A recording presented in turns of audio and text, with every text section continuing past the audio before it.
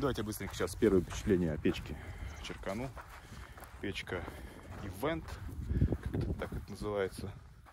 Сказал в альтернативу печки Берег в палатку Алтай.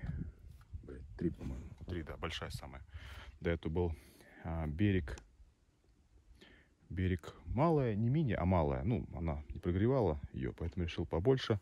Но захотелось именно с окошком. У Берега не было с окошком, было только боковое. Поэтому вот приглянулась вот эта печь. Ну, в пользу Берега скажу, что, конечно, фурнитура у них гораздо лучше сделана. Я Берегом пользовался, наверное, года 2. И вот сумки хоть бы что, блядь. Вот хоть бы что. Здесь вот первое использование. Сумка уже подрывается. Я понимаю, что она дешевле печка, но все же. Сейчас надо заморачиваться, где искать чехол, шить, еще что-то делать. Сами вот эти все острые углы, все рвется от них.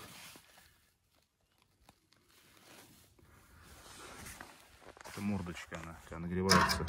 Я привык делать. Ну вот это вот херня, блядь. Что, нельзя было ее нормально приклеить? Нет, может, так должно быть. Вот у меня, скажем, в испанской печке, я понимаю, что сравниваю хуй с дровяной ручкой. А в испанской печке лава. Там, конечно, все по-другому. Но все же есть такие моменты, элементы очень важные. Пофигу на эти все заусенцы. Можете хоть здесь все вообще острым сделать.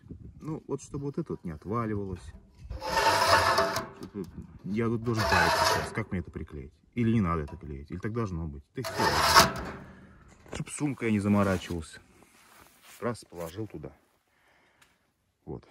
Ну, это нюансы на самом деле. Это, скажем, мои такие выебоны. А в целом, если по существу, то печка довольно-таки хорошая в плане энергоотдачи. Загрузка дров приличная. В нее входит, красиво горит. В этом смысле, конечно, она кайфовая.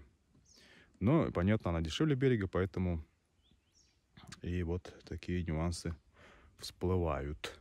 Так что при выборе имейте в виду, что если вы покупаете вещь чуть дешевле, вот будут такие нюансы, которые надо будет дорабатывать, как с китайскими моторами.